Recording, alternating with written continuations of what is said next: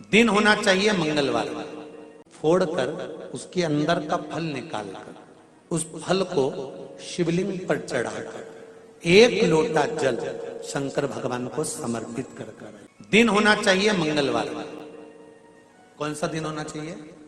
जम के बोलो जरा, मंगलवार समर्पित करो। उसके बाद में आप विवाह के लिए अगर समर्पित करे हैं तो विवाह में देरी नहीं होगी। व्यवसाय और व्यापार के लिए या नौकरी के लिए समर्पित करे हैं तो उसमें देरी नहीं होगी। एक पत्र में आया है, सुन लीजिए, बड़ा सुंदर संवाद है। शिव महापुराण की कथा कहती है, मंगलवार को अगर शिव जी के मंदिर में, शंकर के मंदिर में जाकर 1 लोटा पानी चढ़ाया जाता है तो हमारे कार्य में उन्नति होती है।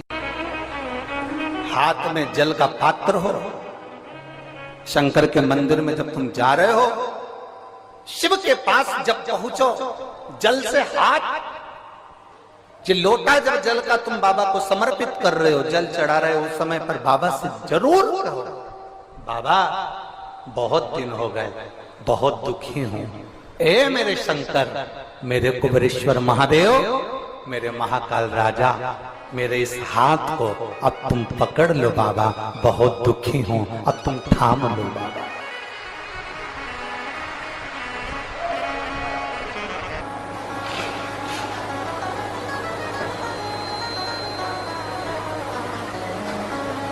शिव महापुराण की कथा यहां तक कहती है कि यदि आप कोई मंत्र, साधना, व्रत, उपास कुछ भी नहीं जानते तो बेलपत्री के वृक्ष के नीचे 1 लोटा जल चढ़ाओ, प्रदोष की प्रदोष 1 घी का दीप लगाओ और बेलपत्र के वृक्ष के नीचे की मिट्टी का ही तिलक लगाओ।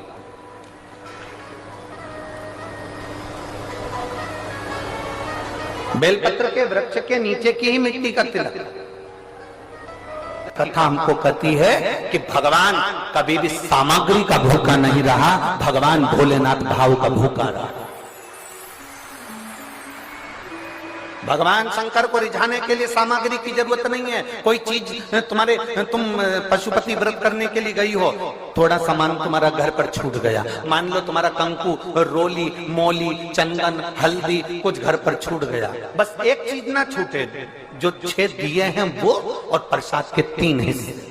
जो प्रसाद तुम लेकर जा रहे हो उसके 3 हिस्से करने का सामान वो छूटना नहीं चाहिए। बाकी का तुम्हारी मोली घर पर छूट गई, रोली घर पर छूट गई, चंदन घर पर छूट गया, अगर तगर घर पर छूट गया, कपूर घर पर छूट गया, लोटा पानी का घर पर छूट गया, कोई सामान तुम्हारा घर पर छूट गया, चल जाएगा, बिल्कुल चलेगा। तुम उसमें चिंता मत करना कि मेरी थाली में ये नहीं।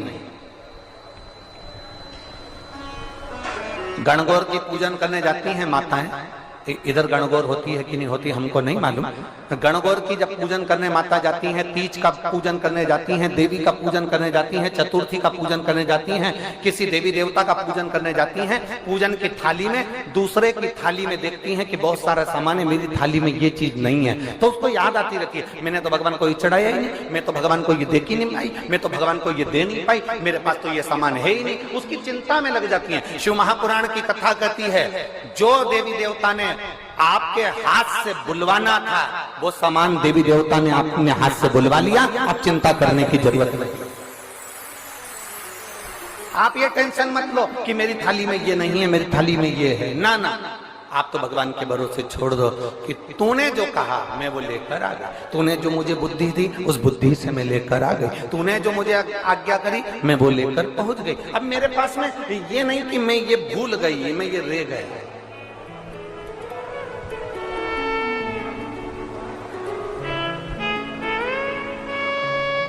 महाराज,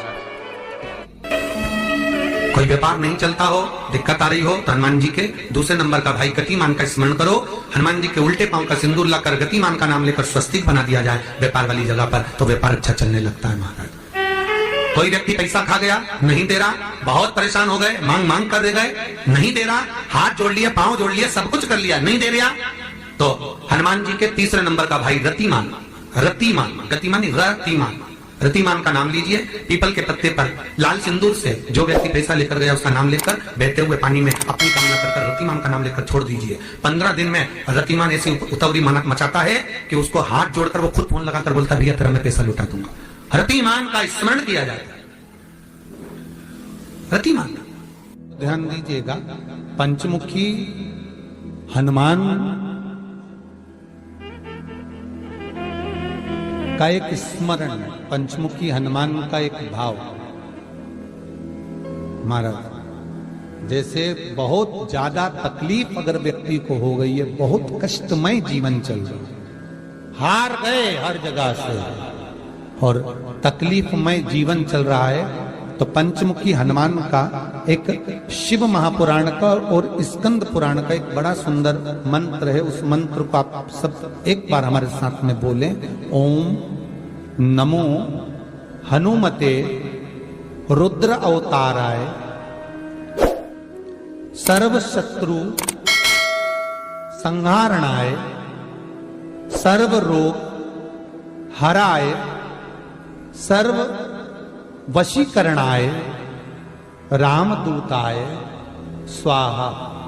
बस इस मंत्र को हाथ में काली तिल लेकर, एक जौ लेकर और गूगल लेकर, थोड़ा सा उसमें गाय का घी डालकर, कंडे को या अग्नि को जलाकर इस मंत्र का 11 बार 21 बार जाप कर कर अपनी कामना कर कर छोड़ दीजिए।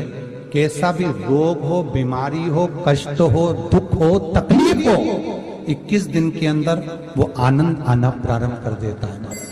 इस मंत्र, स्कंद पुराण का, शिव महापुराण का यह मंत्र मूल पंचमुखी हनुमान सुख देंगे।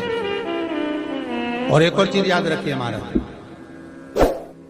यदि कोई काम के लिए जा रहे हो, कोई व्यापार के लिए जा रहे हो या नौकरी करने के लिए जा रहे हो और लगी नहीं रही, बहुत तकलीफ पा रहे हो, सर्विस ही नहीं लग रही, बहुत कष्टमय हो गया, तो निवेदन करूंगा 5 पीपल के पत्ते पर बेसन के 5 लड्डू घर में बने हुए, गाय के घी के 5 लड्डू रख लो।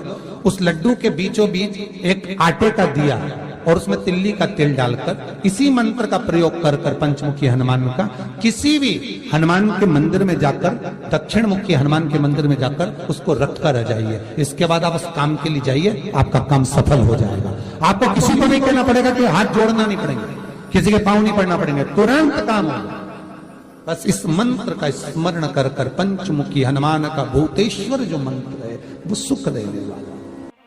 पूरी दुनिया का कोहिनूर हीरा है संस्कार, हमारी सभ्यता, हमारी वृत्ति। माता पिता कितने अरमान से पढ़ाते लिखाते हैं।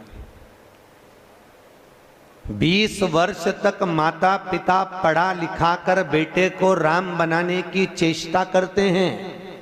कितने वर्ष तक? 20 वर्ष तक।